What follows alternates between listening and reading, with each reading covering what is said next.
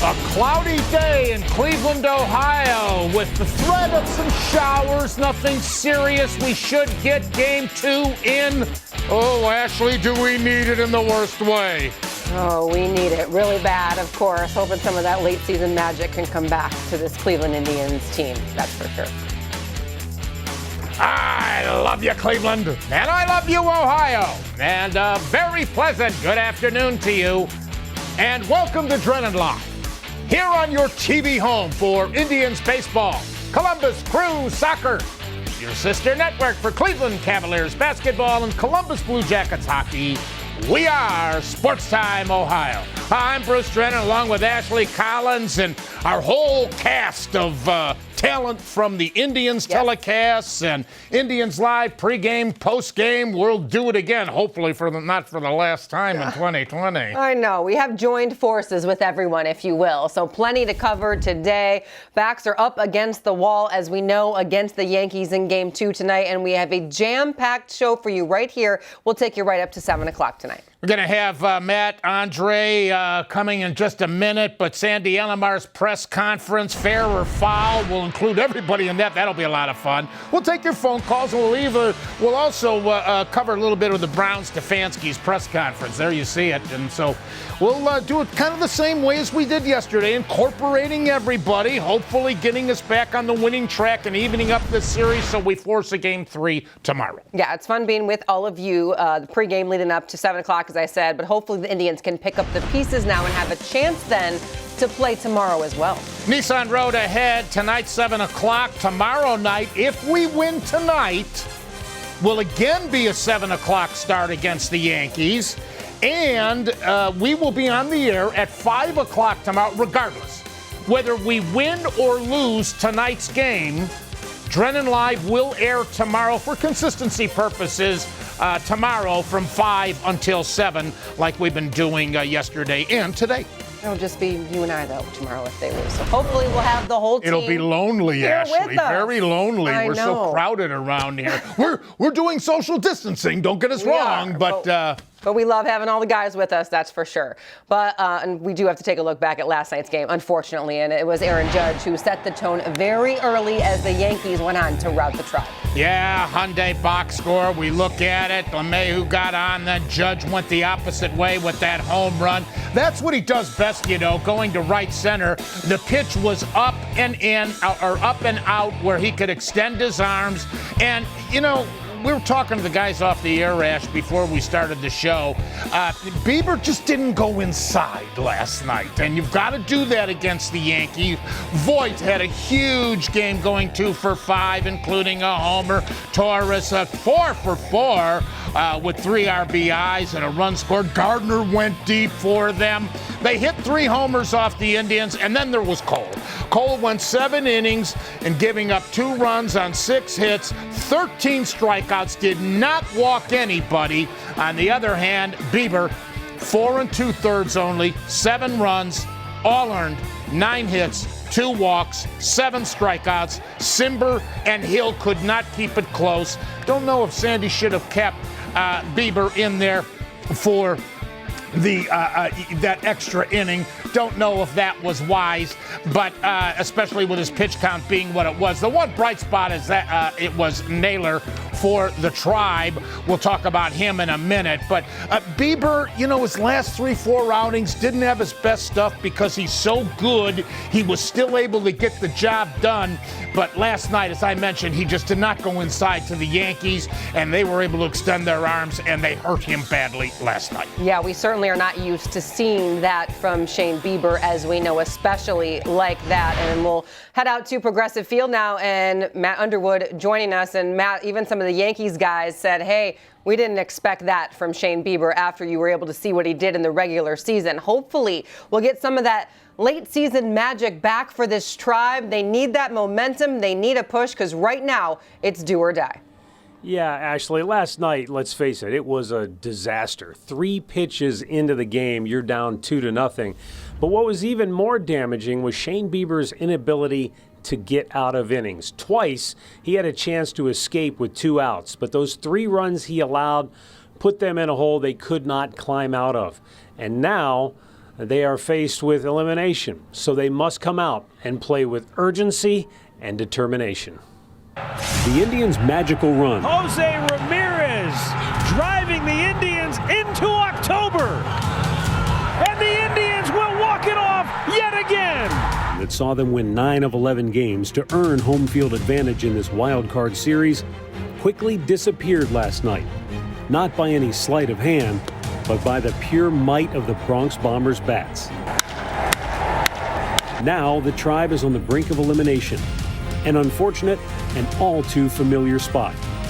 Since Terry Francona took over in 2013, the Indians have lost 4 straight elimination games. Going back to the excruciating loss to the Marlins in the '97 World Series, they've dropped 9 consecutive do-or-die games. Faced with this kind of adversity, who better to take the ball than Carlos Carrasco? It was just 16 months ago when Cookie was staring down cancer. After defeating that kind of mortal enemy, what's a winner-go-home game against the Yankees? Carrasco has only pitched 2 postseason games, including shutout baseball over 5 2/3 innings against this Yankee lineup 3 years ago. Over his last 5 starts, Carrasco has looked like the Cookie of old, allowing just 5 runs in 26 innings while fanning 29 opposing batters. Swing and a miss. He struck him out. If the Indians are to force a decisive Game 3, then they will need more than the booming bat of Josh Naylor, who went 4 for 4 in his first ever postseason game. Francisco Lindor recently told his younger teammates, "They're trying to be famous. This is the time to do it. This is the time to be famous." in fact, this is the time for the Indians' biggest star to shine. Quite simply, it may be now or never. All right, so let's have some good news as Andre Knott joins me now. This is a familiar situation for the Indians. 6 times this year, they lost a series opener. 5 times, they came back and won Game 2. And going back to last night, Andre, Josh Naylor's first postseason game was one we won't soon forget. No, it's not. And I'm glad you bring up the stat about how this team has played in series this year so far, Matt. In the past, we've watched the Indians be the opposite. They would win the first game, they'd win the second game, or they would lose the first game and lose the series.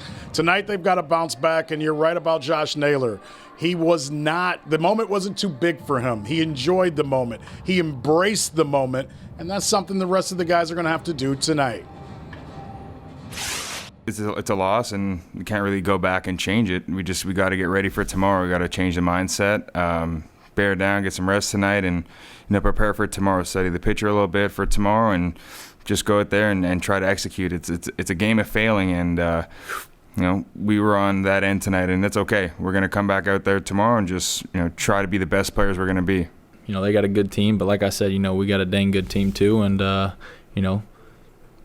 don't think your confidence is any lower than it was today. As far as there's 2 teams out there. Somebody's got to lose at some point. So, unfortunately, it was us tonight, and, we're going to come out here and keep grinding and get better for tomorrow's game. Well, we have come back from deficit like this. In a regular season, we have gotten our butt kicked and then come back the next day ready to roll. The guys understand, the situation. For the Cleveland Indians in 2020, it's going to be all about redemption. Think about what this season has been like, whether it's losing Millsy inside the dugout, whether it's losing Tito inside the dugout, whether it's Ty Van Berkeley leaving the team. This team has found a way, Matt, throughout this season to bounce back from some of the toughest, hardest situations any ball club could go through. And did I mention there's a pandemic going on at the same time? I think this team is ready for it, but I also will say this, Matt. You said something in that piece that's very important. It's time for the biggest star to shine the brightest. They need him. They need Francisco Lindor to play with that smile, to play with that energy, and really drive this ball club here tonight. And Bruce, the one thing I think the Indians have going for them is a lesson we all learned from the first time we played Little League Baseball. You had a bad loss. What did your coach say? Hey, guys, tomorrow when the game starts, it's 0-0. Go out there, get after it. Yeah, Matt, that's the beauty of baseball, obviously, but we don't have the luxury of the 162-game marathon. Let me ask you this. It seemed right from the get-go the Yankees were focused on taking advantage of a first-pitch fastball against Bieber, and the rest of the game after Judge's home run, they just seemed so focused, hungrier than our guys, at least last night. Well, it looked to me like what their game plan was, too, is to cut the plate in half. They were looking away. You look at Judge's home run, you got to pitch away, he drove it the other way. I mean, when you're going up a great pitcher, you've heard Rick Manning say it hundreds of times, you have to cut the plate in half. You're either looking in or you're looking away. They were looking away, and as Shane Bieber told us after the game, maybe he wasn't as aggressive in the strike zone with his curveball. The Yankees took full advantage when they got in good hitters counts. When they got mistakes, they didn't miss. That, to me, is what will be imperative for Carrasco tonight. Get ahead, use his fastball, and work to the breaking ball off of that. If he can do that, get ahead in counts, I think he has a chance to pitch well against this lineup. All right, Matt, thank you very much. We'll hear from Matt a little bit later in the show. Yeah, thank you, Matt. Talk to you soon. All right, of course, we talked Josh Naylor. You have to have the one bright spot, thankfully, at least, though. Enjoying a successful postseason debut at the plate was Josh Naylor going 4 for 4, coming over in that trade from San Diego. So nice to see what he was able to take advantage of last night. You know, he was asked if he had ever faced Garrett Cole, and he said, I quote, I faced him on MLB The Show a little bit. I got locked in on that. But he did go a perfect 4 for 4, and he finished a triple shy of hitting for the cycle, scoring 2 of Cleveland's runs in the disappointing opener. His solo shot home run in the 4th inning was the first in an Indians uniform, and he became just the second player to record multiple extra base hits against Cole this season. Naylor became the second player in Indians history to have an extra base hit in the first 2 plate appearances of his postseason debut, joining catcher Steve O'Neill, who doubled in both of his first 2 plate appearances, get this, back in the 1920 World Series. Amazing. Also, Naylor is also just the 5th player in Major League history to go 4 for 4 in his playoff debut, joining A.J. Pierzynski in 02, Johnny Damon in 01, Mel Ott in 1933, and Frankie Frisch in 1921. Pretty impressive. It was nice to see a spark from him and his energy that is going to be needed, that's for sure, tonight in Game 2. Also needed a good pitching performance out of Cookie Carrasco. And this is the Union Mortgage pitching matchup. Tanaka goes for them, 3-3 record, 3.56 ERA, 8.3 strikeouts per 9 innings this season. Carlos, 3-4 this year with a 2.91 and a 10.9 strikeout per 9 inning average. Tanaka, against the Indians in the regular season in his career, has had 6 starts, 2-2 record with an even 4 ERA. He has a postseason career mark of 8 starts, 5-3 with a 1.76. Tanaka's postseason record against the Indians goes back to 2017 in the ALDS. 1 start, 7 innings, 3 hits, no runs, 1 walk, 7 strikeouts. He did get the win. Carrasco versus the Yankees in the regular season has started 12 games, or pitched in 9 games. 9 of them were starts. He has a 5-5 record with a 4.04 ERA. That's 55 2/3 innings, 15 walks, and 60 strikeouts. Against the Yankees in the playoffs, he pitched in the ALDS in 17 against Tanaka, went 5 2/3, no runs, 3 hits, 3 walks, and 7 strikeouts. Now get this, back on August the 10th of 2014, Carrasco beat the Yankees 4-1. 5 innings of work, no runs, 2 hits, no walks, 4 strikeouts. From that point on in his career, he's been 74-50 with a 3.37 ERA. Before that start, 14-23, 4.98 ERA, and Kevin Cash, who was with the Indians at that time as a coach, convinced Francona to give Carrasco 1 more start. He went out and excelled, and since then the rest is history for our guy. We know the great story of Carlos Carrasco, and we heard from Matt again today, the adversity that he's gone through, and to see him on the mound tonight and hopefully overcome this as well, will be a thing of beauty, and hopefully we will see Zach Plesac tomorrow. Now, there is plenty of baseball going on today, wild card action, some of those final, lots to look at and take in, so here you go. Bye-bye, Minnesota. They extend the longest playoff losing streak ever as they lose 3-1 at the hands of the Houston Astros. Correa went deep. That was a key blow in the 7th inning that gave Houston the lead. They added another run, and 3-1 your final score.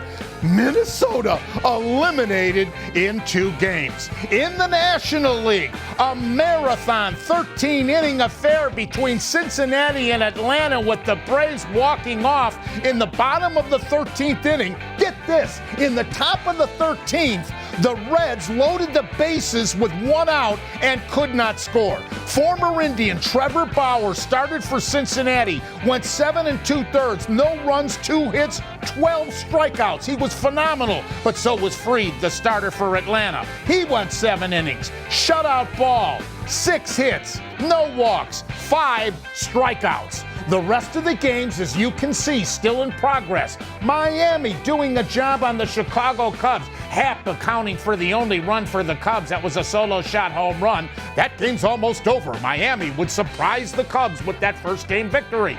And look at Oakland, trying to even things up with the Chicago White Sox if they hold on a deciding Game 3 tomorrow. Tampa Bay exploded for 7 runs early in this one, and they've got a commanding 7-1 lead on Toronto. Take that, Mark Shapiro and Ross Atkins. And St. Louis leads San Diego 3-0. No Clevenger, no Lamet for San Diego. They're the 2 best starters on that team. So much action going on. There you go. We'll keep you updated throughout the show. We are just getting started here on Drennan Live, taking up to 7 o'clock. We'll welcome in Rick Manning, Jensen Lewis, Al Pulowski soon, taking some of your phone calls. We'll have Social Spotlight. But it's time to talk a little Browns. We'll hear from Kevin Stefanski. That's all next, right here on Sports Time Ohio.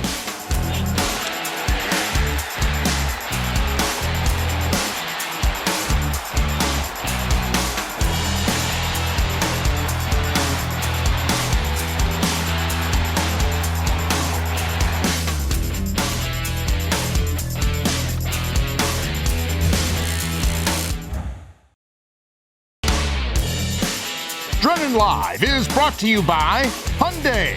Visit your local Hyundai dealer today, because the longer you look at a new Hyundai, the more there is to like.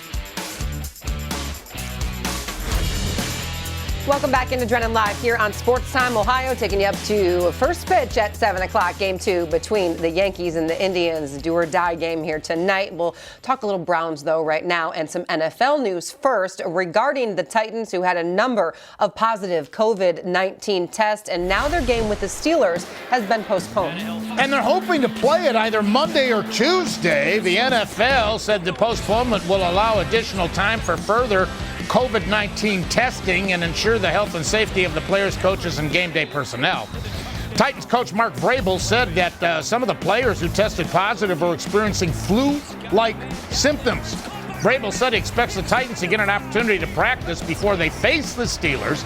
Minnesota, who played Tennessee on Sunday, had no positive tests in their latest round of coronavirus testing. After closing their facilities yesterday, the Vikings were planning to reopen tomorrow. That's crazy. You would think they wouldn't go through a walkthrough till maybe Saturday and then, play on Monday. That's the first time they'd be in person. So trying to navigate through these challenging times. So the Browns, meanwhile, in Berea, getting set to take on the Cowboys in Dallas. Will be a good gauge to see where the Browns stand so far this season. Here's head coach Kevin Stefanski earlier in Berea.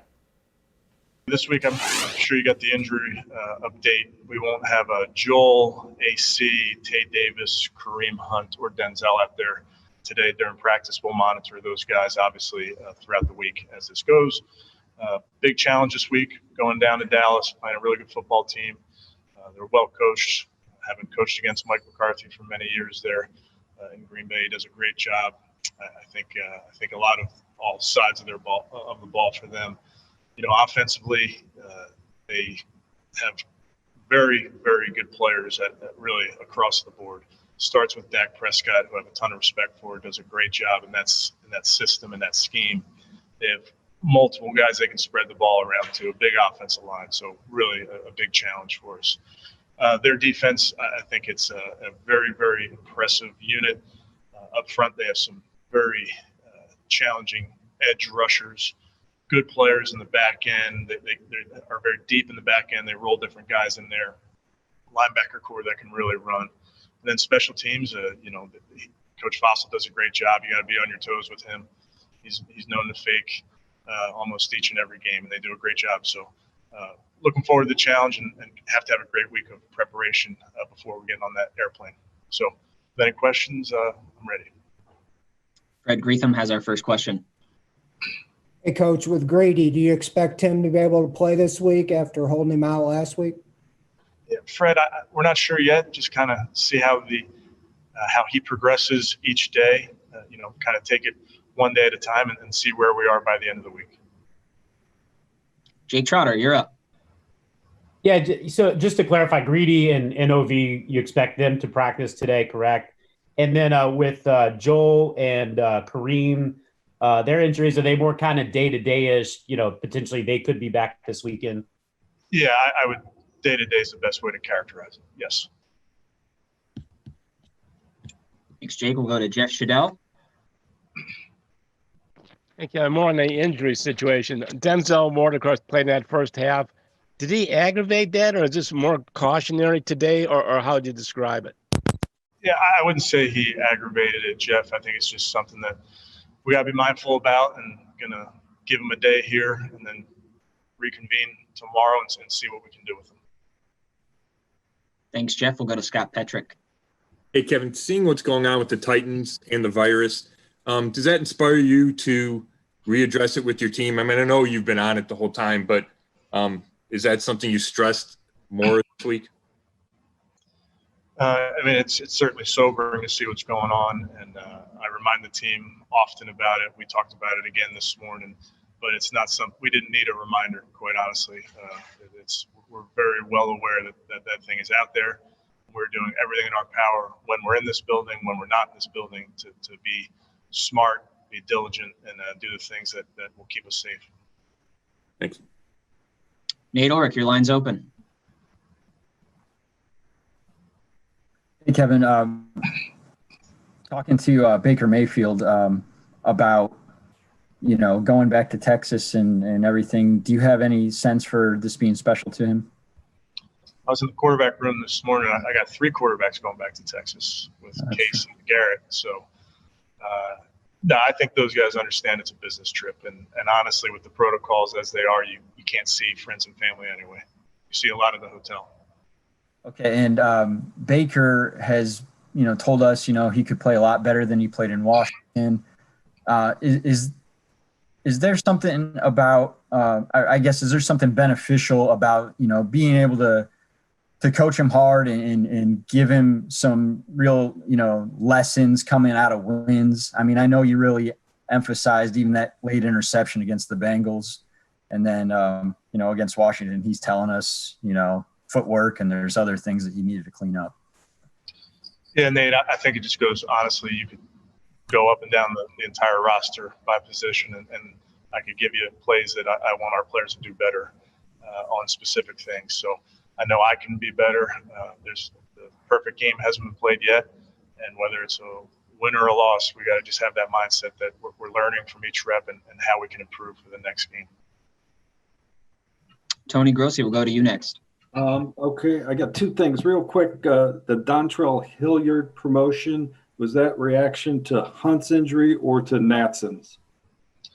I'd say, Tony, it's kind of looking at the roster in total, and Dontrell's done a very nice job for us in all the looks that he's been doing. So he's a versatile football player, so I would say it's more a reflection of Dontrell than anything else. Okay, and there's some data that says that holding calls are way down. Points are up, time of games are down, and they point to the holding calls being down. Does that show up on film, not only with your team, but with opponents as you scout? Yeah, I saw that report. Also, I can't tell you that nothing glaring has jumped out at me on the tape, but the numbers are what they are, so it does look like they're down. Thank you. Jake Trotter, back to you. Yeah, I asked Baker a little bit ago. I'll ask you kind of the same question and tell you what he said. Specifically, what have you seen from Baker that you really like so far? He said distributing the ball around to the guys, working the ball to the right spot. The area he said he wanted to be better is capitalizing on the big opportunities when they're there and execute. So for you, specifically, what have you seen from Baker you really like? And then where would you like to see him maybe be better than he's been? Well, I think, it's hard to single one guy out, especially we're 3 games into this thing. So we'll look at the whole body of work here as the season goes on. But he's doing a nice job for us. You mentioned he's spreading the ball around. We feel like we have multiple guys that can be productive on any given day. And I think when we spread it around like that, that's a function of him being smart with the ball and taking what's there. But in terms of capitalizing on big moments, I mean, that goes without saying. I think all offenses are looking for those explosive plays. Kind of a random segue. J.C. Tretter, with his involvement in the NFLPA, wrote a newsletter today saying he wants teams to go to grass instead of turf. You have any thoughts on that? Coaching these guys about what might be best for the NFL going forward in terms of the playing surface? I know my areas of expertise, and playing surface is not one of them. Mary Kay Cavett, your line is open.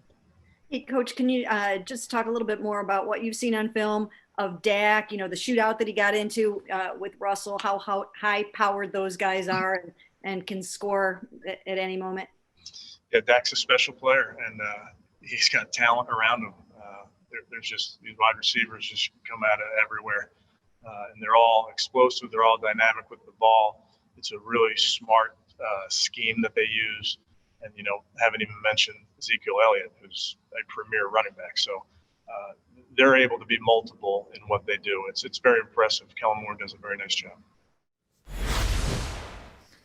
Well, hopefully we'll have Hunt available to us for the game. We're going to need him against Dallas. They're real hungry, of course, right now. Also, it's odd that we're going to Dallas, Ashley, and that's a 1 p.m. kickoff. Yeah, you're right. I didn't really think about it. I was a little surprised at that. Such a crazy season rather than anyway. 4 o'clock, Nothing really has surprised me so much so far in 2020, so just one more thing, obviously. All right, it is time for our trivia question of the day, and this one has to do with Josh Naylor, who became the 5th Tribe player to record 4 hits in a postseason game. Which one of these former Indians also accomplished this feat? Larry Doby had 2 shots at that back in 48 and then in 54, but the answer is Omar, number C, I think. All right. Or against Seattle. Against Seattle. At home as well. And we'll have the answer for you when we come back. Also, we'll hear from Al, Jensen, and Rick. That's all coming up next as our pregame coverage continues right here on Sports Time Ohio.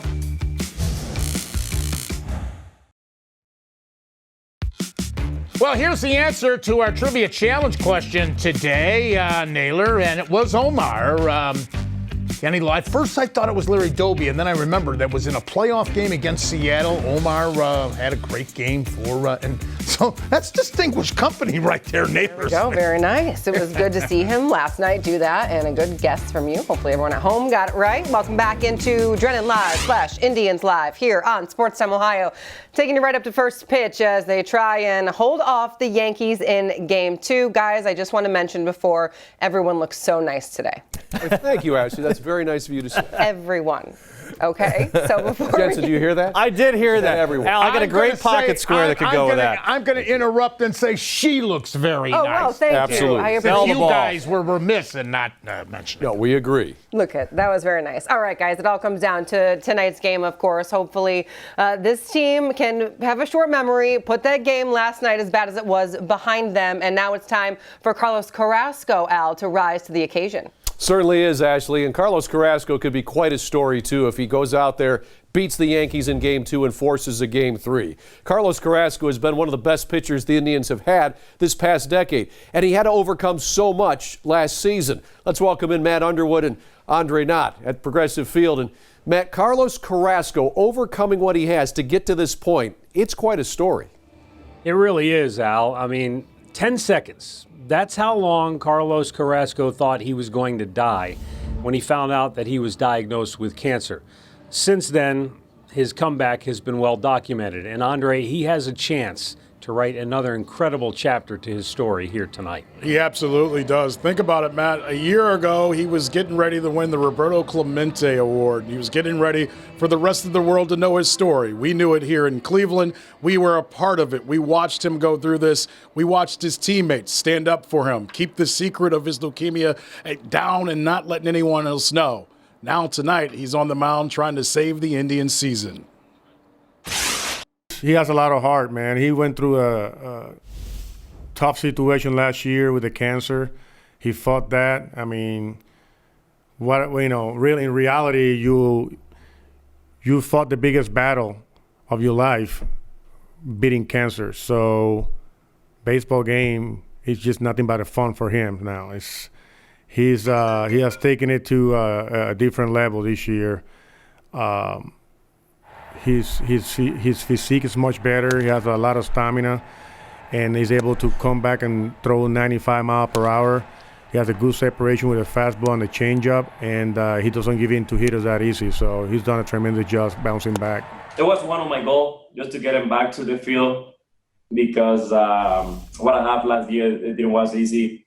I have a lot of friends. I had a lot of friends. They have the same disease that I have. And just to get him back to the field, there was something really important for me, just to create some inspiration to another people.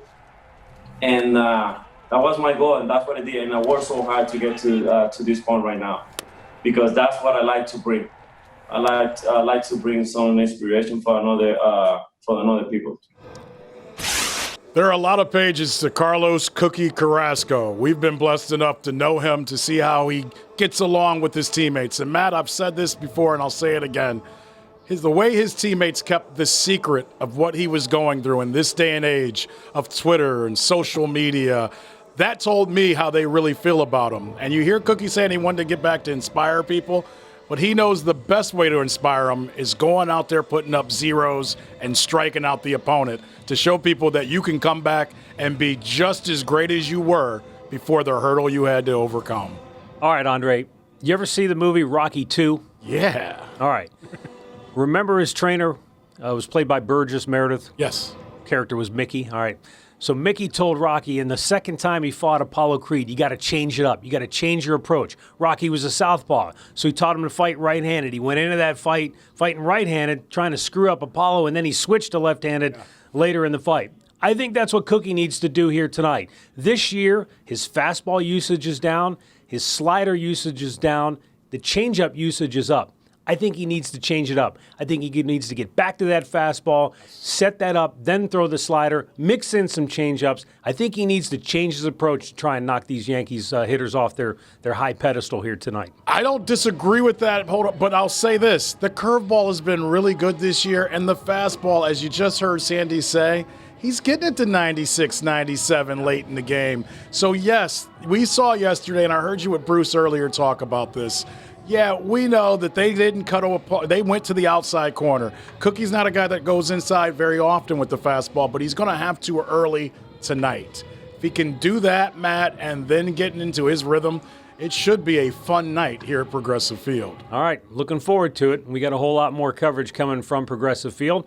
Right now, we're going to send it back to Al, who was waiting tables earlier today. You look good, though, man. Yeah. Matt, Andre, thank you. I think you guys were talking to Jensen off the air. That's what happened, right? Jensen made a little joke about my outfit today. But anyway, speaking of Carlos Carrasco, we'll get Jensen and Rick on here in just a moment. We'll talk about pitch distribution. But in the postseason for Carlos Carrasco, his first ever start came against these New York Yankees back in 2017. Went 5 2/3 innings, surrendered only 3 hits, didn't give up a run, walked 3, striking out 7. He looked great. This should get Carlos a lot of confidence going into today's game, and Carlos says he remembers this night just 3 years ago. I remember a lot, man. There was a lot going on during the bullpen session, through the games, a lot. It was emotional. At the same time, it was good because I was pitching good. I don't know. I think when I went like 5 innings, no run, or 6 innings, something like that. But the feeling was really different there. So there was fans a lot of noise. The lineup that I'm facing, you know what? I think tomorrow is going to be a little bit different without the fans. And the more important, just to be really good to win that game. All right, you heard Matt and Andre talking about pitch distribution for Carlos Carrasco. He has used the changeup a lot more this year, maybe than in years past. We welcome in Rick Manning and the fashion plate himself, Jensen Lewis, to talk a little bit more about pitch distribution. Guys, tonight, what can we expect here? Well, I think you're going to look at the slider and the changeup. To me, Rick, that means bread and butter for what Carlos Carrasco has been very good at. The turbo change has been great, but it's been the development of the sliders. We go Fox Vision. When he's really good, especially the left-handed hitters, and he'll face a bevy of them tonight. Aaron Hicks, Brett Gardner come to mind. He's been able to run that off the plate and have it have such late action that it's caused some pretty big swing and misses. And Carlos is a guy that gets as many chase pitches, strikeouts, as any pitcher in baseball. And one reason is because he's ahead in the count a lot of times. So they'll chase that changeup or that slider. He has to establish something inside part of the plate, though, to get ahead. And then he can get him to chase. And it all depends on how he's feeling tonight early. Yeah, and again, when we talk about how last night, if Shane Bieber kind of showed you what you can't do, it's cutting off a part of the play. We go pitch distribution, and it's going to be the four-seam fastball, and it's going to be the slider and the changeup. Those are the three pitches you're going to key on tonight. And Al, as we kind of look at how Carlos Carrasco has been successful, the big thing to remember is what Rick talked about last night, establishing the fastball inside and not forgetting about it the second and third time around. Well, this is the only fastball that went to the inside part of the plate. That was the second at-bat for Judge after he hit the home run, and he beat him on that pitch right there for a pop-up. But if you go back and you look at the pitches that hurt him last night, it was the fastball down the middle. He couldn't command that pitch, so the Yankee hitters just cut that plate in half. They looked everything away. Anytime he tried to throw the fastball, it was down the middle most of the time. And one cutter, for the extra base hits coming right there. That's middle of the plate when you look at the pitches that Bieber gave up the hits on. When you think about where Carlos Carrasco, Al, has been so good, his bullpen mentality, that has really been the difference maker. You watch where Shane Bieber's been elevated in the zone. You can afford to be that way, but it has to be in on those hitters. If you can do that, you don't necessarily have to throw a strike every time, but you got to make them feel you there. That creates real estate, east and west in the strike zone, and to me, that'll be the difference maker early on against this Yankees lineup. All right, that's definitely something the Indians have to take care of, is have that good pitch distribution, and Carlos Carrasco has to have that opportunity, too, to work the different sides of the plate, uses different pitches. And I think a big thing, guys, for the Indians is going to be getting on the board first. When the Indians do that, they generally win. When they don't, as we saw last night, they generally lose. Take a look at some of the numbers. The longer they can hold a lead, especially after 6, the better it looks for this team. They're not good at coming from behind, but because of their pitching, they're great at playing from in front. And one thing to remember about Masahiro Tanaka, his last 3 road games started, he has not pitched in 6 complete innings. He has been out of the game early. He's allowed a homer in his last 5 consecutive starts. So, Arch, when you look at kind of where the Indians' offense can strike first, we think it's probably that first inning. Make sure Tanaka feels you there, and don't just go up there trying to score with one swing in the first couple of pitches. Create an opportunity where you can have the guys behind you see some pitches, but also be mindful. You have the famous saying, if it's low, let it go. He's a guy that's about a 90-pitch guy when it comes to baseball, but you got to be patient with him because, he has that nasty splitter, and hitters get to chase it. You got to make sure it's elevated before it's going to be a strike. If you start swinging at it early in the count, he's going to continue to go after it. And he won't give in. I mean, because he pitched against the Indians before and the same thing happened. They go after it, he's going to have success. All right, Arch Jensen, that all sounds good. It's something the Indians need to do. Try to hold these Yankees off the scoreboard, especially early, and for the Indians to get on the scoreboard themselves. Bruce and Ashley rejoin us. And Bruce, that's one of the things for the Tribe. Last night we saw it when Aaron Judge hit that 2-run homer, just the second batter of the game. You felt the air just come right out of the balloon. That can't happen tonight with the Tribe. Yeah, it seemed right from the get-go. That gave them such momentum, Al. They were focused and they had confidence and they carried that throughout the game. Arch, question for you. The Yankees last night were looking for that first pitch fastball. They took advantage.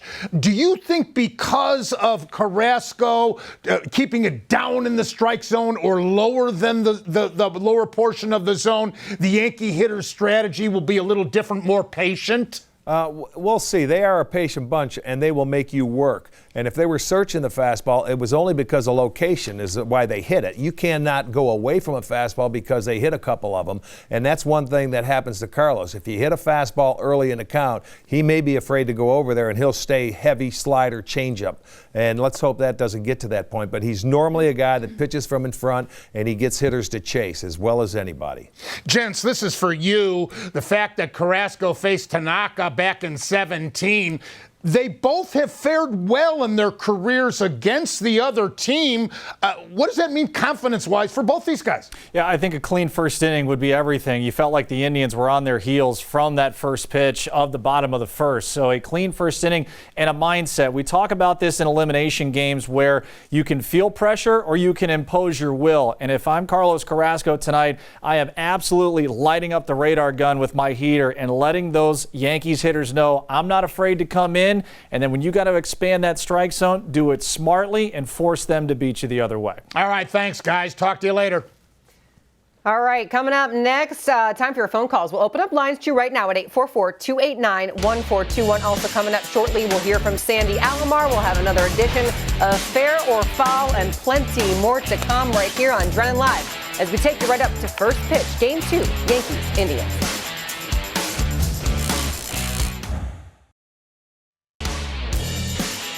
Drennan Live is brought to you by Union Home Mortgage. Promises kept every step of the way to home plate. This is a live look at Progressive Field where the New York Yankees have now taken the field and are going through their batting practice for Game 2 tonight at 7 o'clock. We'll take you right up until 7. And if we win tonight, same thing tomorrow. Even if we lose, we're going to be on the air with Drennan Live from 5 to 7 tomorrow. Please make that programming note. Our phone lines are open to you at 844-289-1421. So let's go diving. And Larry in Canton to lead things off. Hi, Larry. How are you, Mr. Drennan? Yes, sir, Larry. Welcome. Yes, sir. I just want to talk about the lineup for tonight. I'd like to keep it the same as yesterday. And if possible, I want to talk about the lineup for the coming year. Okay, sure. Go ahead. I know the first 5 people that they have this year, I'd like to keep for next year for sure. Okay. I'll tell you the reason. I know Santana's iffy because he's got a coming up year where you can buy him out, right? Well, and the outfield is the concern, obviously, Larry. And they were counting on Mercado to pick up where he left off last season, where he had a very good first campaign. That didn't pan out. They were also hoping Zimmer would be better. Naquin got hurt, then he came back. He was hot, and then he went cold again. All of those intangibles have to be addressed in the offseason. Maybe it's a free agent, outfield acquisition, another trade, but it must be addressed, no question about it. That is correct, sir. And that's all I wanted to say. I'm glad you called, Larry. Thank you for the call. Go Tribe. Stan calling from Los Angeles, California. Always a pleasure, Stan. Hi. Okay, Bruce. First of all, I would say through this season, the biggest disappointment for the Cleveland Indians has been Francisco Lindor. Yes. Overall in the season, you expected him to do much better, and I'll tell you, he's hurting this ball club. He just can't hit anybody. Used to be hit fly balls, doubles, chip. He can't even get the ball halfway to the fences now. Stan, let me jump in with something. Have you noticed how many bad pitches he swung at this year? Absolutely, 100%. And I just hope, if he doesn't break out tonight, they're dead. But my question is, you've watched the Indians just like me for many years. You've watched over the last 3-4 years. The biggest problem with the Indians is not being able to hit off-speed pitches. And they make Tanaka look great. At least 3 or 4 games, we've made him look like the world beater. And I don't know, tonight doesn't seem any different now. Can you make me feel any better? Well, that's why I just asked Rick Manning if, and Jensen about the approach tonight. Obviously, the Indians have got to lay off that splitter, which dips down low, below the strike zone. I think the Yankees are going to exemplify a lot more patience and make Carrasco go deeper into the count. That's what I'd like to see the Indians do, quite frankly.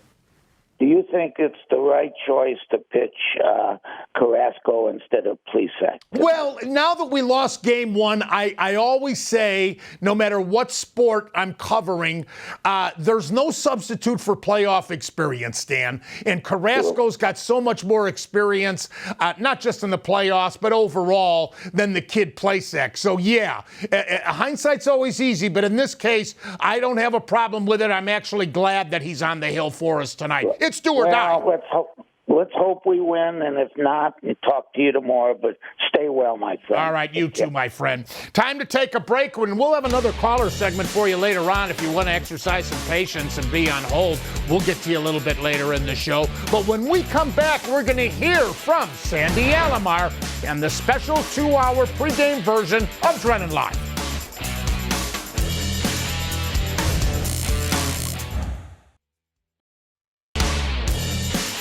Drennan Live is brought to you by Hyundai.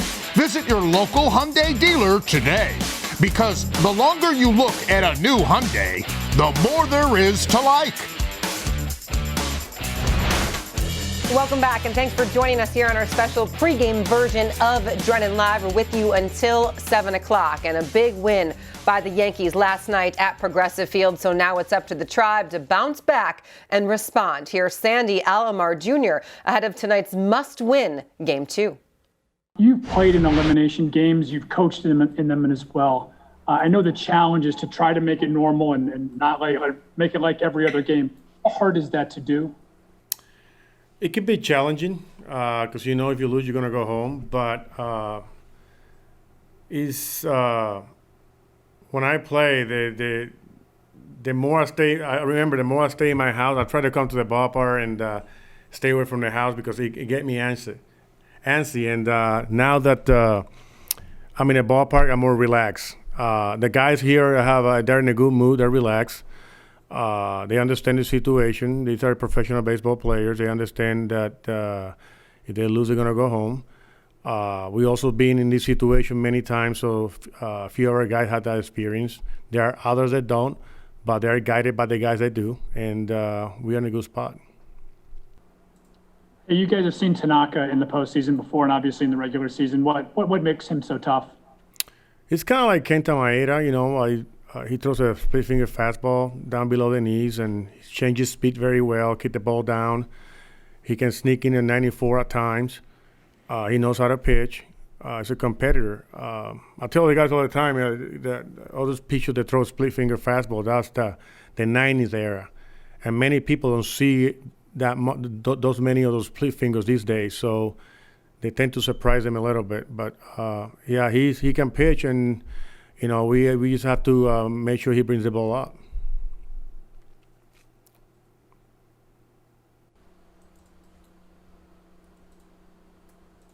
Sandy, will you say anything particular to the club today before the game? These guys. I mean, these guys are professional players. They're ready to go. They don't need to hear anything. I think the least they hear, the better. They know what they have to do. The bottom line, you have to execute. You have to, when you have guys in second and third, you got to put the ball in play. Sometimes you try to go too big, you end up with nothing. So try to do the minimal stuff, and sometimes you end up with bigger stuff. But stay in the middle of the field with him. It's very difficult in professional baseball to have meetings every day. These guys understand the situation.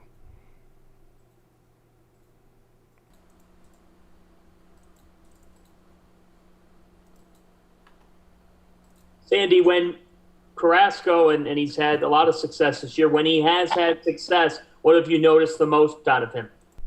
His changeup, great changeup. Now that he's playing a good fastball at 95 and is able to sustain a fastball, he's been having a lot of success. He has a big separation between the fastball and the changeup, a lot of depth on the changeup and the slider. So he doesn't have the same view as Beaver has. His slider has a different action and different shape. So he tends to stay in the zone longer, but then dies at the last minute. So he has done a tremendous job the last 3 or 4 starts, and he's been in this situation before, so we have a lot of trust on him.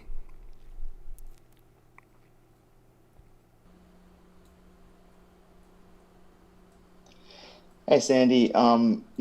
Francisco has done, very well of late, against off-speed pitches. I just noticed, from watching this year, not swinging, not chasing, after really tough, splitters and changers and things like that. I'm curious, what do you think has been part of his, growth there and just, being able to lay off those really nasty, off-speed stuff? You talking about Frankie Lindor? Yes. Frankie just need to make sure that Tanaka keeps the ball above his knees. He kind of lures players to chase down. He has a good depth on his split finger. Also, he can elevate at time. Like I say, he leads at 91, 92, but he can sneak in 94 when he wants to. So you have to just look area on him. You can't just see ball, hit ball. But you cannot be too big on Tanaka. You gotta just make sure that you have a swing under control. Under control is gonna work better for you in the long run, because under control you'll be able to hit breaking balls better.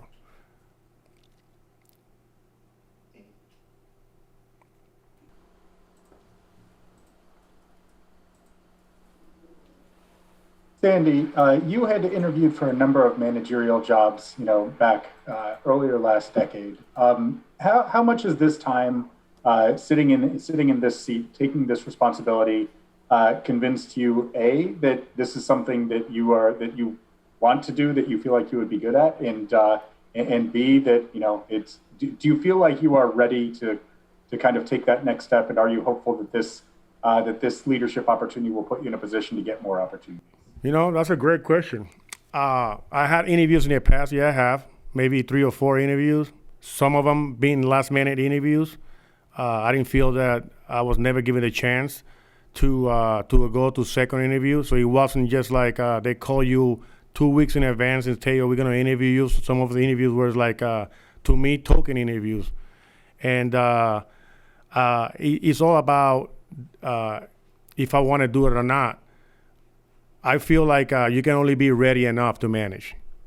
Okay, it's a situation that is not about if you want to do it or not, but it's about what organizations are interested and how much opportunity they're going to give you in the interview process. And that's the part that I kind of never agree with the interview process, because at times I feel like it's just like a last-minute interview, and I never feel comfortable like that. In the past, I remember you being involved in interviews, many years ago, in which there was a question of your dugout experience. Now that you've had a diversity of roles, you have, including this one. How are you convinced that the experience question has been answered? Well, I felt like I had a lot of experience before. I mean, I played 20 years in the big leagues. I wasn't in NFL, so I understand. I do a lot of I do sabermetrics. I do all that kind of stuff. I'm on top of all that too. I mean, I get the situation with interviews. At times, when you do an interview, you gotta understand. You gotta go through the process. I get all that, man. I get it. Right now, I have a daughter in high school. I'm not bothered when anybody calls me. It doesn't really bother. I don't need the job. I'm good and set in my life. If somebody's interested, they can call and we talk. But it's not like I'm pushing myself and promoting myself to be a manager. No, I'm not. Way to go, Sandy. You tell him, my man. He's good, right? Worrying about the game tonight. How about that? Right. Game 2 must win tonight. Here's Sandy Alomar before that game. So we have plenty more to come still here on Drennan Live, our pregame edition until 7 o'clock. Social Spotlight coming up, some of your phone calls. But next, we'll play a little fair or foul with all the guys. That's all next, right here on Sports Sim Ohio.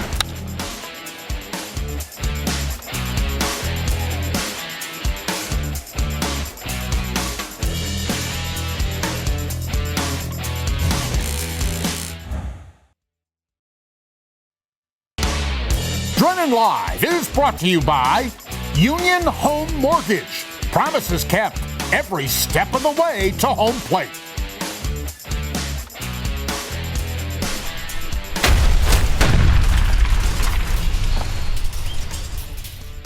Welcome back into our pregame version of Drennan Live, Indians Live, here on Sports Time Ohio. Welcoming the guys back in, and it's time for a special fun little game here called Fair or Foul. It's really easy to play. I'm going to pick two of the guys at a time here. If you agree with the statement, it's fair. If you disagree, it is foul. You'll have your chance to tell us why you think so. No one knows what's going on except for me here, so it'll be a surprise to everyone. Are you guys ready? Let's go. Let's do it. All right, Bruce and Jensen are up first. We'll go with Bruce. Leading off here, fair or foul, Carlos Carrasco will throw 5+ innings tonight in Game 2. I think that's fair. I have confidence in Cookie. I think he's the weight of the ball club is upon his shoulders. I like him for 5 at least, yes. Jensen? I think if he goes 6, the Indians win tonight. If he goes 5 or less, the Indians will not be victorious. So the key is going to be that first time around the lineup. If he can keep it under maybe 45 pitches, then I think he's got a chance to get deeper in the game. Any higher than that, and he's going to be in real trouble. All right, good stuff. Leading off there, both fairs. Next up, we have Rick and we have Al. Rick leading things off. Yankees hitters will strike out more than Indians hitters tonight. That's fair. I think if Carrasco's on his game, he'll get ahead of them, and they will swing, and they will miss more than the Indians will tonight. Al, what do you think? Yeah, for exactly what Arch said. I mean, if Carlos Carrasco has that changeup working, he's used that a lot this year, as long as that pitch that continues to sink for him continues to work too. Yeah, the Yankees should strike out more. There's a lot more swing and miss in the Yankees lineup. They have more power, but they have more swing and miss too. All right, we're making it easy so far here. Bruce and Rick are up next. Bruce, fair or foul, one of the top 4 in the lineup for the Indians will record an extra base hit tonight. Will any of them get an extra base hit? Correct. Oh, definitely fair. If we're to win, they better. It's really that simple, Arch. Hey, I agree. It's got to be fair. If they don't, then we won't be back tomorrow. Yeah. You're like, we have to do this to win, right? So we're just sticking with fair here. Alan Jensen, the dynamic duo of Indians Live. Here's yours. Fair or foul. The team that scores first will win the game. Wow. Al? Oof. I'm going to go fair. Oh. The Indians are 28-6 when they score first.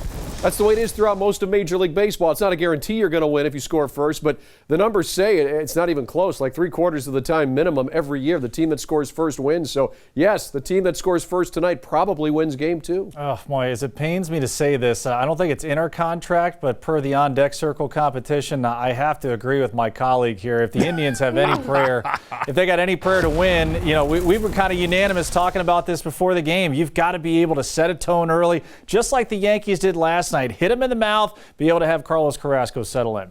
I'm fine with Rick. Bruce, do you want to jump in? Are you going with fair, both of you? No, I would agree with that. Whoever Okay. scores first is going to win. I do too. All I right. do too. Rick, how about this one? Rick and Al, both starters will get a decision in the game. Foul. They will not. Okay. I think it's going to be a bullpen game.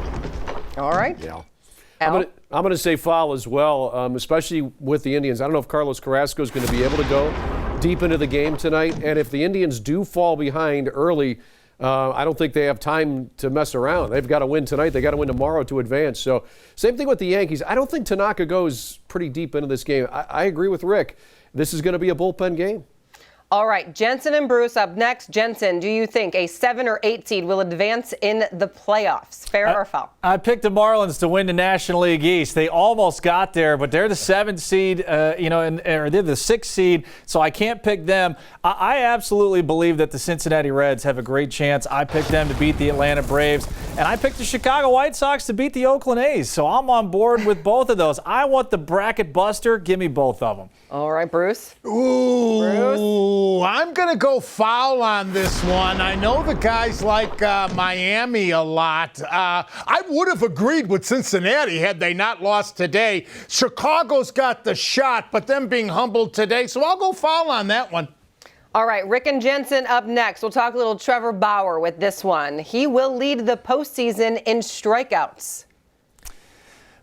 Boy, oh boy, Rick, what do you think? Rick? Well, all right, they lost today. I'm going to say foul because if they get beat by Atlanta, then he won't have a chance to pitch again. So I'm going to say foul. He will not get another start because Atlanta's going to beat Cincinnati. If you follow me on social media, I was a little bit homer. I picked the Indians and the Reds in the World Series. So just a little bit. All right, hey, listen, you got to hang with them. I'll stick with it. I say yes, Bauer leads. Attaboy, go with it. Go with your gut. I'm going down. With your I'm gut. going down with the ship, but we'll take it. We'll take it. That was a good one. I did have a question. Someone asked if they would just move the World Series here to Ohio then, if that was the case between the Indians and the Reds. So they must have been following That'd you been there, awesome. Jensen. That's so 2020 for the Indians and the Reds. It would. Play it in Columbus. Oh, goodness. All right, last one, and we have Al and Bruce. Al up first. Fair or foul? Major League Baseball will keep this playoff format for next season.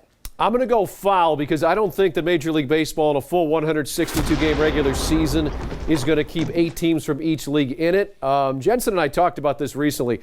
I think it's going to be 6 and 6. You give the top 2 teams a bye. 3 plays 6, 4 plays 5 to advance. Make it a quick series so the top 2 seeds aren't sitting around too long. But one thing MLB has been great at over the years is maintaining the integrity of the regular season. This year was an exception. But next year, if there's 162, I do not see 16 teams making the postseason. I would say foul to that too, Al. The only thing is I think that they will increase the from the 1 game and out or 1 game and in to a 2 out of 3. But I agree with you with the expansion of teams. So it has to be, my answer has got to be foul as well. All right, good stuff, guys. Thanks for playing along. I appreciate it. Good, very good. All right, coming up next, we have Social Spotlight. We'll take your comments on Facebook and Twitter on the loss last night and how the Tribe can bounce back, and we'll get to know Carlos Carrasco a little bit better. That's all next, right here on Sports Time Ohio.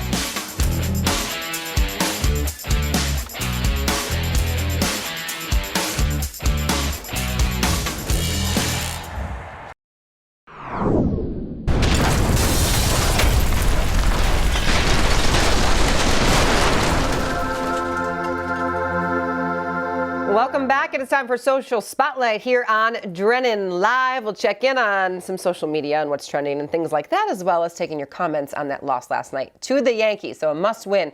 Game 2 tonight. First up, seeing this just a little bit ago on Twitter, that Major League Baseball announcing fans will be in the seats for the NLCS and World Series in Arlington. So approximately 11,000-ish tickets will be available for each of those games. They'll spread them throughout the ballpark in seats and in different suites.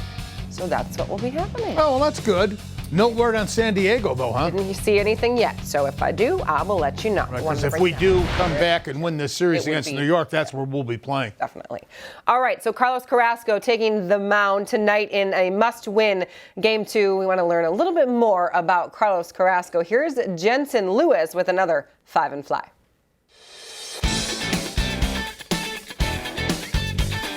All right, we're going to do a little 5 and Fly. Quick answers. Ready? All right, first question.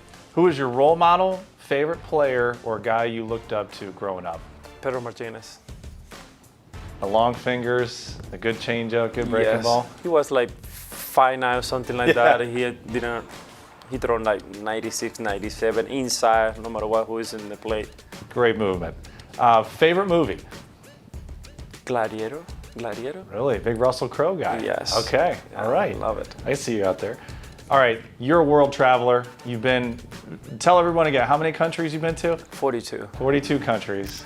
This is going to be probably the toughest question I asked you. Where's your most favorite place that you've been? I got 2. I got Dubai and Thailand. Those two places. You go back in a heartbeat. Yeah. Yes. Yeah. All right, you've been in Cleveland a long time now. Favorite Cleveland restaurant to eat at? Favorite one? I like Batuki. That's east side. Yeah. Yeah. You know that restaurant? I've never been. I've heard of it, but now that you like it, I'm going to have to go. Yes, Batuki, and another one is Krab. Bistro. Very good place. Love it there. All right, last question. On a road trip, what does Carlos Carrasco always have to pack? Besides clothes. My camera now. Taking pictures. Not on your phone. Everywhere. Regular camera. The regular camera. Yeah. Yes. I'm a big fan of that now. Yes.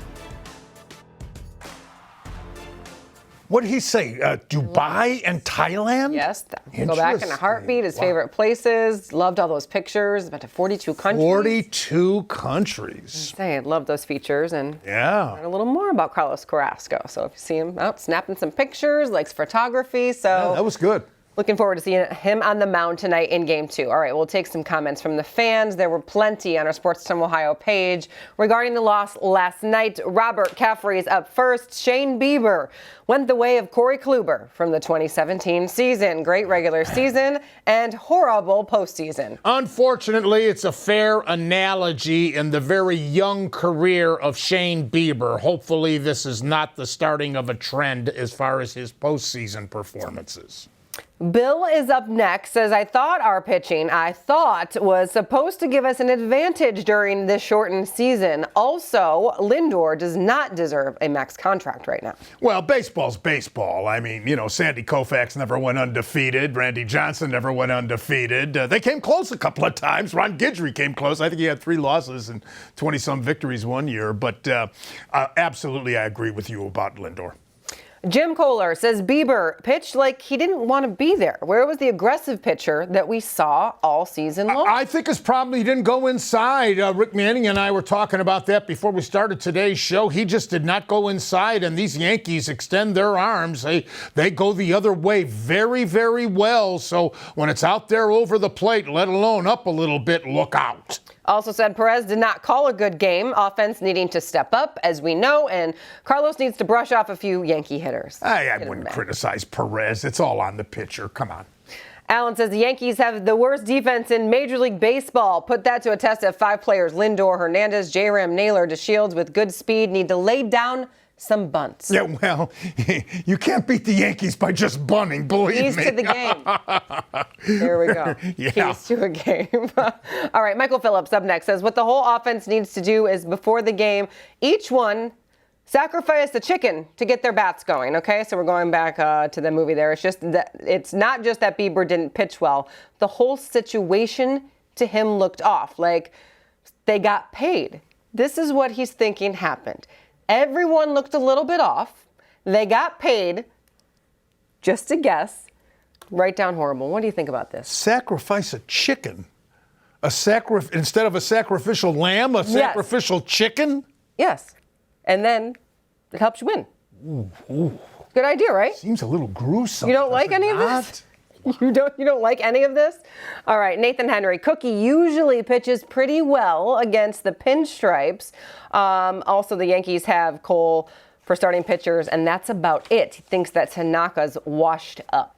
Yeah, earlier we passed this on. Carrasco in his career in the regular season against the New York Yankees, 12 games, 9 starts, 5-5 record, 4.04 ERA. And against the Yankees, 1 appearance in the playoffs. That was the 2017 ALDS. 5 2/3 against Tanaka. Yankees won the game, but Carrasco went 5 2/3, no runs, 3 hits, 3 walks, 7 strikeouts in a no decision. Jonathan Knoll says the only silver lining was watching Naylor. Maybe he's a gamer, and we're seeing something out of him, which is I said, yeah, maybe we saw the beginning of what will be a great career with our Cleveland Indians. I love how aggressive he is on the base paths, too. He hustles. Thomas Brewster said, I kind of wish we would have had that 7 seed. I feared what happened last night, what happened playing these guys.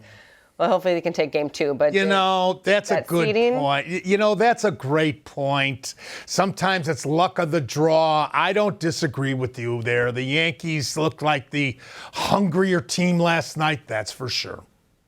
Mark Lawson called last night pathetic. He thought either that was Justin Bieber pitching or the Yankees were stealing signs. Okay.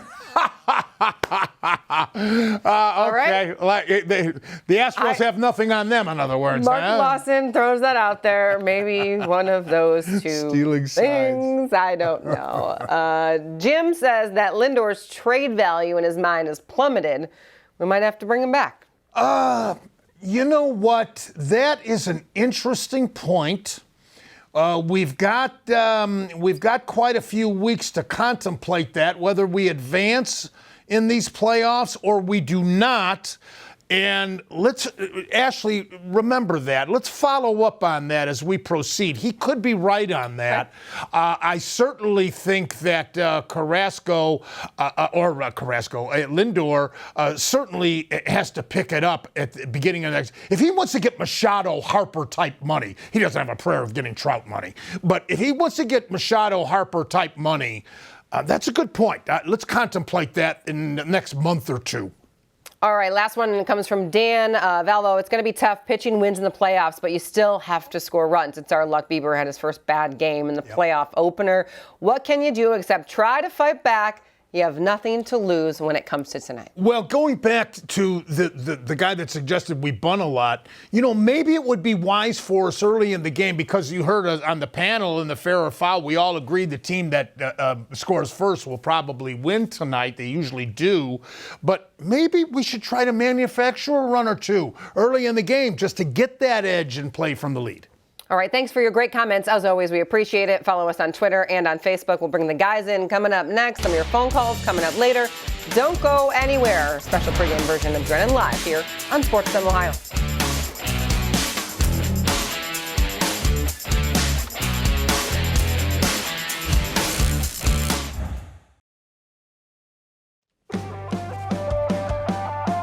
Well, you can see the bracketing, Tanaka versus Carlos Carrasco. Tanaka's been stellar over the Yankees his Yankee playoff career. 1.76 ERA with 37 strikeouts and 8 starts. That dates back to 2015. He has limited playoff opponents to a 157 batting average and 2-1 record with a 2.25 ERA in 3 starts last year. Meanwhile, our guy Carlos Carrasco is set to pitch in his 3rd career postseason game.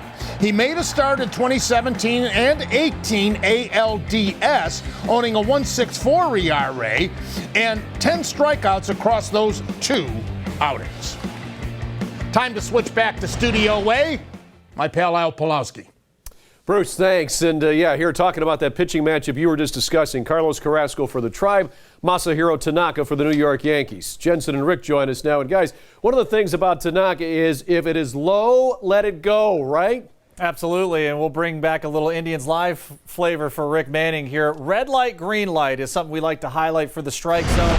Pitches you want to swing at, pitches you want to lay off. Let's go back to 2017, the League Division Series. Here you go, Rick. Red light, green light, and focusing on that split finger fastball. I think this is a great breakdown right here, because if it starts in the green, this is low, you let it go. If it starts in the red, then you have a chance to maybe hit that ball before it dives down out of the strike zone. But when you look at the swings that the Indians are taking in this video right here, not one of them has started above the green, and it finishes out of the strike zone. The big thing is going to be pitch recognition, and that in 2 strike counts. If you remember what the Indians did against Kenta Maeda, the difficulties they had with him, think the same thing here with Masahiro Tanaka, because his numbers speak for themselves. No runs allowed in those 7 shutout innings against the Tribe. Yeah, in his last 6 starts against the Indians, he's pitched very well, 3-1. They got him earlier in his career, but like you said, he's not going to throw many pitches. About a 90-pitch guy right now. If they can get to him early and get the lead, that would be fun. Well, the one thing that we know is that there's certain guys that see some of these Yankee pitchers very well. Jose Ramirez is that guy. He's hit almost 700 in his career against Masahiro Tanaka. You talk about the quick strike ability of the Indians. Perhaps in the first inning, that would set the tone, and that might be the guy to watch. And this makes me think, though, with Tanaka, if he faces Ramirez and there's an open base, I don't think he's going to give him much to hit. And Jose may have to be a little bit more disciplined. But here's a guy that he's had success, and Jose goes up there to swing the bat and hit. He doesn't go up there for a walk, and he'll do whatever he can if he has to expand that strike zone. If he can stay on that swing right there and take it the other way, that's going to be a good thing for Jose. He speeds up his bat. Nobody can throw the fastball by him, so if he just uses the whole field, I think he's going to continue to hit Tanaka. Now, we know the usual suspects are definitely Jose Ramirez and Francisco Lindor, but we also need the likes of Carlos Santana and Franmil Reyes to have that quick strike ability, and as Rick says, if it's low, let it go, and that'll be the theme to watch for early on tonight. It certainly will, fellas. Thanks, because this Indians ball club is one that's got to score some runs tonight for Carlos Carrasco. The Yankees lineup that he'll be facing, it has been pretty good. We saw that yesterday when they put up 12 runs. Matt Underwood and Andre Knott join us from the ballpark now, and fellas, this Yankees lineup thus far has definitely come as advertised. Thanks, Al. In the last decade, the New York Yankees won more games and outscored their opponents by more runs than any team in baseball. And Andre, this Yankee lineup in 2020 outscored their opponents by 45 runs, so they're still a very formidable lineup. Yeah, we saw it last night. When they get going, they can score like there's no one else in this league. They've got the big bats, and they've got guys that can hit it the other way out. So when you pitch to them, you have to be very careful, because if you live on the outside edge, they've got big enough guys that can do damage to you. Well, the good news is this is an Indians pitching staff that is no stranger to hard-hitting lineups. We talk when we talked about the White Sox this last series and every series we've played them, and now certainly a similar message with the Yankees. There is, danger and power 1 through 9 throughout their order, and really staying focused. I know it's cliche, but one pitch at a time and executing pitch to pitch. It is hugely important. I mean, we focus. We are in the same pace right now. It's really good energy during the dugout, clubhouse, and just we come into the field and try to do damage. I mean, we believe each other, and we believe we can do the job. Yes, we can call them the Bronx Bombers, and yes, they put up great runs at times, and we saw it last night. And I love hearing Carl Willis and the guys talk about how the Indians have faced great lineups all season long and found a way to keep them quiet. And I think when we look at last night, we saw this team loves to get it rolling. But at the same time, they had a lot of weeks, Matt, where they weren't able to find their way out of their own way. There are weeks where they don't score very often. They live or die off the long ball. So really, for Cookie Carrasco tonight is to keep the bats quiet early and keep the ball in the ballpark. And give Aaron Boone credit. I mean, he went with 37-year-old Brett Gardner over Clint Frazier because Gardner was hot down the stretch, hit .394 in his last 11 games. And what does he do last night? Double, homer, drives in 3 runs. It's going to be a challenge for Cookie and the Indians pitching staff here tonight, but hopefully they'll come out on top. Al? All right, Matt, Andre, thanks. Carlos Carrasco has been that pitcher for the Tribe, though, the last several years, where he's been consistent, pitching either a number 2 role, a number 3 starter, number 4 starter. 6 years ago, we saw him come out of the bullpen, and he was pretty strong there. But look what he's done in the last 6 starts. The numbers have been fantastic. If there was a criticism, he generally doesn't go very deep into games, goes about to the 6th inning, maybe the 7th. But if Carlos Carrasco pitches tonight, the way he did these last 6 starts, the Indians have a very good chance of defeating the New York Yankees. But that's where the challenge lies, because this Yankee lineup, which will be the same one that Shane Bieber saw last night, is a lineup that is pretty difficult to pitch to. The top 8 batters in their order, I mean, maybe there's a break at the 9 spot, but the top 8 are pretty difficult to deal with. Jensen and Rick, these guys, this Yankees lineup, it's one that's going to give Carlos Carrasco possibly some trouble. I think it will, only if Carrasco starts very early pitching behind in the count and then becomes a one-dimensional pitcher. You saw the Yankees last night basically cut off a part of the plate, look outside corner, and it really didn't matter what the pitch was. All they were looking for is something elevated and something to drive. Now, it is going to be windy tonight, Arch. It is going to be blowing out a little bit to right center. So that, as far as mentality goes, if you're Carlos Carrasco, we harped on it early. You got to establish the inside corner. You don't have to throw a strike every time, but you got to make sure they're laying off from being out over the plate. And there really is no break, because when you look from Urshela on down from 6, 7, and 8, although Sanchez is making his first start, those guys are dangerous, and you can't give up. And you can't, if you get through an inning, through the tough hitters, you can't just say, okay, now you've got to keep it bared down in the pedal to the metal all game long. Bottom of this lineup, too, you talk about a guy that has really gotten things going as of late. It's Gleyber Torres. He has torched the Indians in the past. Wasn't exactly swinging the bat well until the last week of the season where he started to catch fire. But, Rick, yet again, these are examples you're going to see early and often from last night. Elevated in the zone, and that's where these guys do damage. Yeah, and he likes to extend his arms. And I'll tell you, you mentioned the wind's blowing out, and it's pretty windy out there. We're not out there to see it right now, but I'll tell you what, they're going to hit fly balls, and the wind's going to help them tonight going to right field.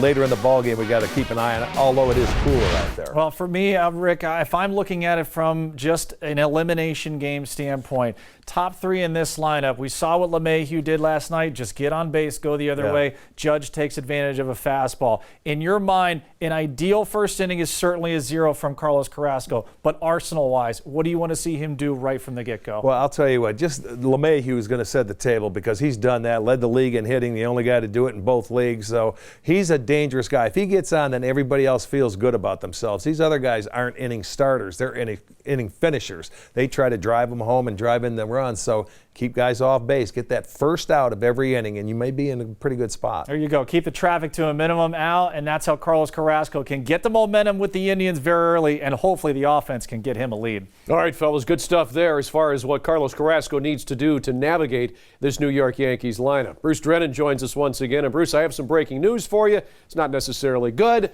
We are currently in a weather delay over at Progressive Field. Yeah, we heard on this end as well, Al. Hopefully it won't be that long. We can get this game 2 underway. We obviously need it. Question for Arch. We were talking before the show, and I just got a call in a caller segment about Naylor. What do you think his potential is, or do we not have enough of an example yet? I haven't seen him enough yet, but I'll tell you what, the night he had last night was terrific, man. He was aggressive against one of the best pitchers in the game, Garrett Cole. He got on a high fastball, and most guys that trying to get on top of a high fastball, they can't get the bat level. He got it level 4 times last night and hit 4 seeds. One was a breaking ball after he was 3 for 3 against the big boy.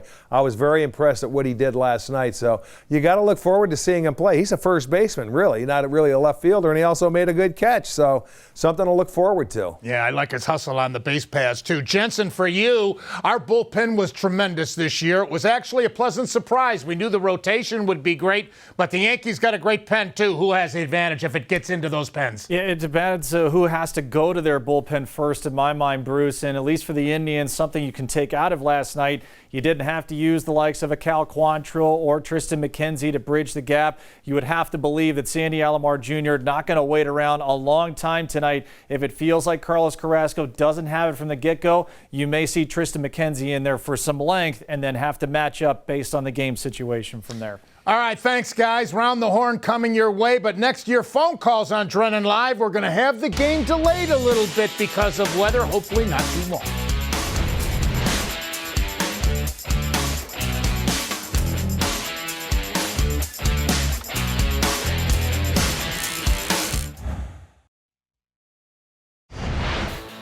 The Indians' 50-50 raffle is building higher and higher. Current total over $139,000, and it's continuing to climb. Winner gets half the total. Get your tickets now at try5050.com. Brian in London, Ohio is our next caller. Hello, Brian. Thank you for waiting. Great. Thank you for the call, and hope you guys are doing well. You too, And sir. I have got 2 questions for you of high value, hopefully. I've heard you, by the way, first time calling and all that good stuff, and I have heard you a number of times talk about Kitchens. Why in the world did they even hire Kitchens? And I believe, I'm almost positive, it was because he was endorsed by Nick Saban, Alabama, and blah, blah, blah. But what I don't, I'm almost positive of that. But what I don't know are certain things about Stefanski. I've learned some good things about him. He has a great play calling scheme to run the ball well, and certain other things that he's been very, very good at, to the point that all these different regimes, different head coaches at the Vikings, when they came in. Okay, sir, we're short of time. Can you get to the point, please? What do you know about Stefanski? Well, we know his background's very extensive as an assistant coach and coordinator, and very good offensive mind with Minnesota. And, yeah, he's a good, solid assistant. We have hired some of the best coordinators in the history of the NFL, but that doesn't necessarily translate into being a great head coach in the NFL. Right. I thank you for the call. Please call us again. Chad in Worcester, you're up next. Hello to you, Chad. I love you, Bruce. You too, partner. All right, buddy. What's it going to take, in your opinion? First, I want to give a shout out to my girl. Okay, hang on 1 second. Let me backtrack that. Let me ask you a question. Okay, hey, please do. Crystal and Ripman. Let me give a shout out to Crystal and Ripman. How are you, sweetheart? Okay. Come on. What's it going to take, in your opinion, for us to pull off the upset tonight? And I think we're underdogs now because we're down 0-1. Agreed? The Indians are the underdog in tonight's game, according to Las Vegas, yes. I think we've talked about it extensively here with all the other guys. I think scoring first is very important. Patience with Tanaka, which we're going to get into a little more in a minute. But I think that, they can't come out complacent. I thought last night the Yankees really impressed me how focused and hungry they were right from the get-go. That's the way our guys have got to come out tonight, but not overly aggressive at the plate. Be patient. We have to be. I'm not ready to go home yet, and the pandemic is struck all of us. And what would it mean for all of us in Cleveland, Ohio, and the surrounding areas for a world championship at the corner of Carnegie in Ontario? Yeah, I'll take it. I don't care if it is a 60-game schedule. They may say in New York that you got to put an asterisk by it. I guarantee you if the Yankees win the World Series, they'll say, oh, it's legitimate, no asterisk. That's for sure. Put an asterisk next to it. All right, my friend. Thank you, Chad, as always. Jim in Medina's next. Real quickly, Jim wanted to sneak in. Unhappy. Hey, Bruce. At first I wasn't crazy about trading Clevenger, but when we consider we got Naylor and then Quantrill and then that shortstop prospect too, I think it's worth it. Yeah, we'll see. The shortstop prospect's probably the hidden gem right now. Miller's the other one. There's a good pitcher, Cantillo, I think his name is. He's a dandy prospect as well. So we'll see. When you get 5 for 1, it's always, if only two or three of them coming, that's a real plus for the Indians. Let's think how we made out in the Shin-Soo Choo trade. It was a good one as well. Thank you for the call as always, Jim. Let's move on. When we come back, it'll be time for Round the Horn.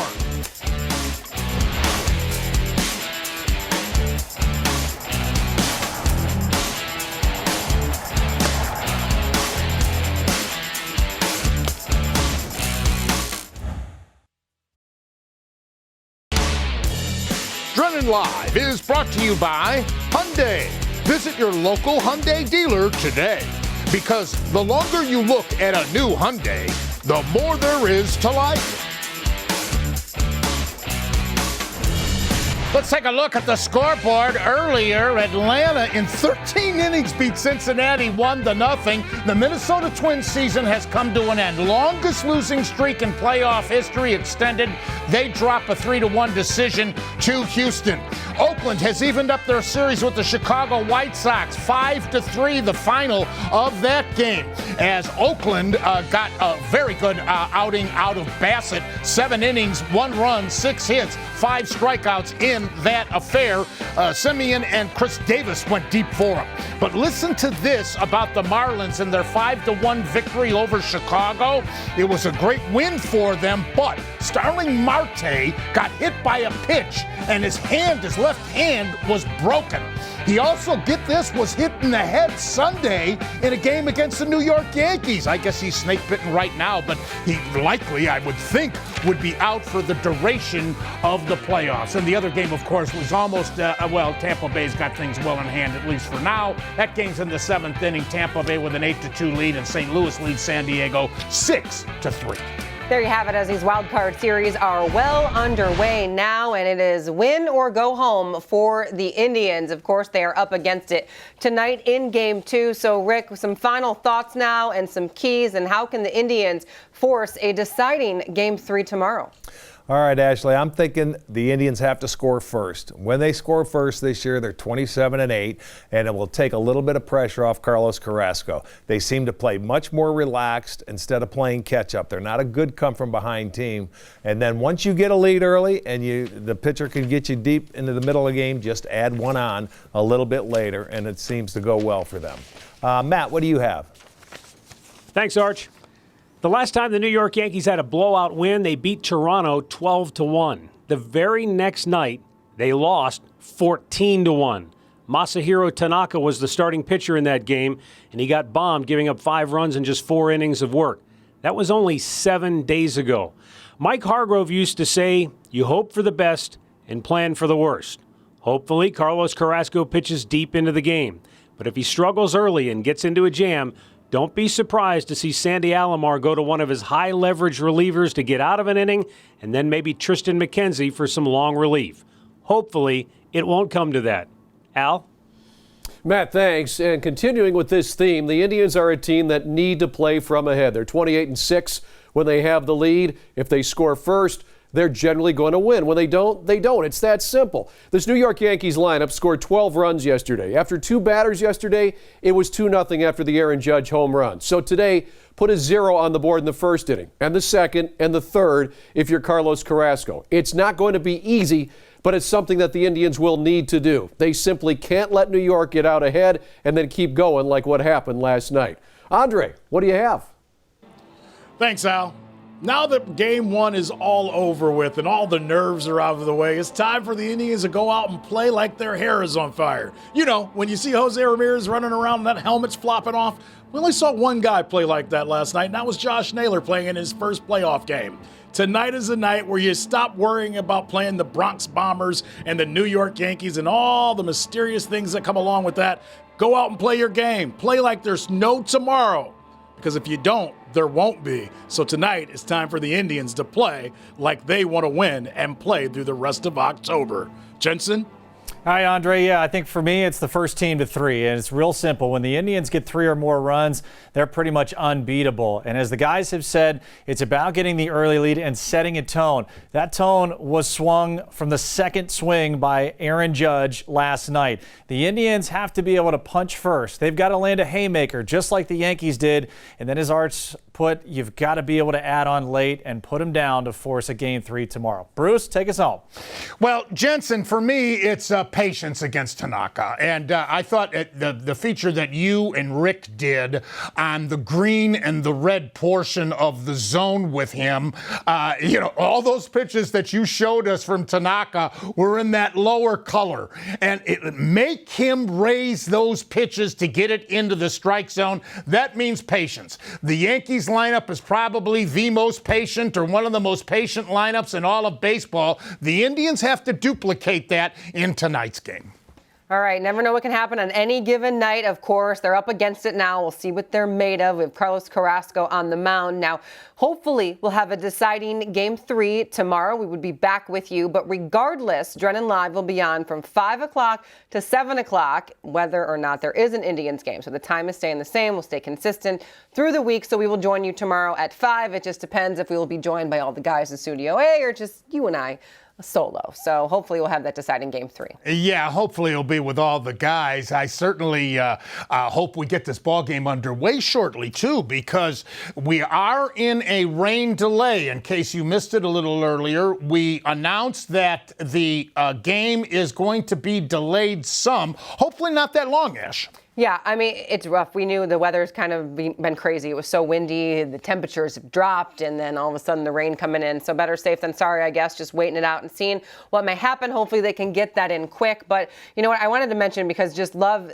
the story of Carlos Carrasco and how important that is in his journey through baseball. And when Sandy spoke today, just saying, you know, he had it really hard when he battled cancer. So a game is just fun and going out there. And hopefully he feels that, and everyone, you know, that's not there because we cannot have fans in the stands. He'll feel that from his teammates and everyone around that are watching in full support of him. So hoping he goes out there, lights out. We know we wanted to see a little more from Shane Bieber. Unfortunately, that did not happen in a rout last night. But let's see what Cookie Carrasco is made of.